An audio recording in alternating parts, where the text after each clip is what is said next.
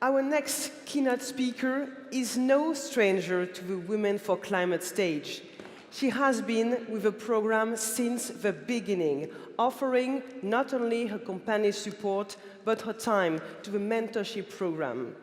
Alexandra Palt is Chief Corporate Responsibility Officer at L'Oréal and Executive Vice President of the L'Oréal Foundation. As a lawyer, Alexandra Palt specialized in human rights. She began her career at a law firm and worked at organizations which specialized in diversity and change management. In 2012, she joined L'Oréal and launched Sharing Beauty with All, L'Oréal's program which sets commitment for 2020 addressing the company's carbon footprint. Please join me in welcoming Alexandra Palt to the stage.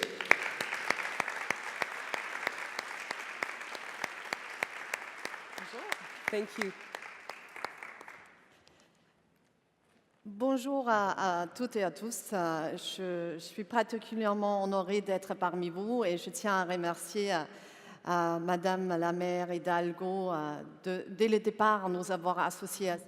And Hidalgo for having involved us right from the start in this initiative. I'd like to thank all of the mayors who are here. I'd like to thank Mrs. Taubira for her magnificent speech, which will guide us as we work to fight climate change. I'm often asked why a business such as L'Oréal supports this initiative. Why would a business get involved in fighting climate change? And this raises an underlying question and is based on an assumption, which is that businesses are on the wrong side of the fence, that they're somehow in the opposition, that they are not legitimate players in this struggle to fight climate change, that they're not committed. I believe that the situation is such that the emergency is so great that we can no longer afford to think in these stereotypical manners. We have to consider that there are committed businesses, there are committed cities, there are committed governments, and we want to be judged on the strength of our efforts, and we want to work with other committed businesses. I'll give you one figure about L'Oréal. Since 2005, we have reduced our CO2 emissions by 77% in our manufacturing processes in absolute value. We've decorrelated growth from our carbon footprint entirely. This is proof. We're not perfect.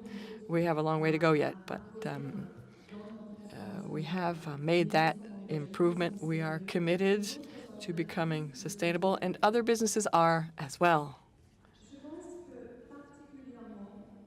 I'm convinced that it is critical today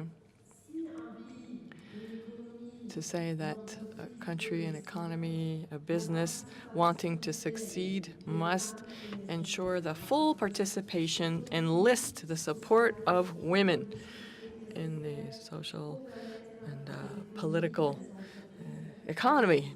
We have to involve women if we are to succeed in any realm. And the main obstacle to full participation of women in the 21st century is related to climate change. There's no area when it comes to climate change that's not directly affecting women, whether it's access to education. As we know, girls who must travel many long miles to fetch water have no time to go to school. They're often victims of violence.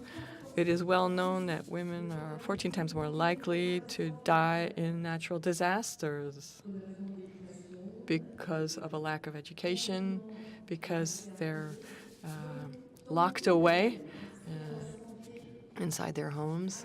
They're limited to the world of the family, and women are going to be affected more and more. So there's a direct connection between women and climate change. Yet, there is a lack of awareness, a significant lack of awareness. We have grassroots organizations fighting for equal rights for women. We have businesses operating in often their corner. Well, we have to form partnerships if we are to successfully fight climate change. As a feminist, as a climate activist, I am proud in having contributed right from the start to the Women for Climate initiative, because for the very first time, there's been a link established between these two themes extensively in many cities, and I want to thank you all, dear mayors of committed cities, and Hidalgo, and I'd like to thank the C40 network for having made this possible.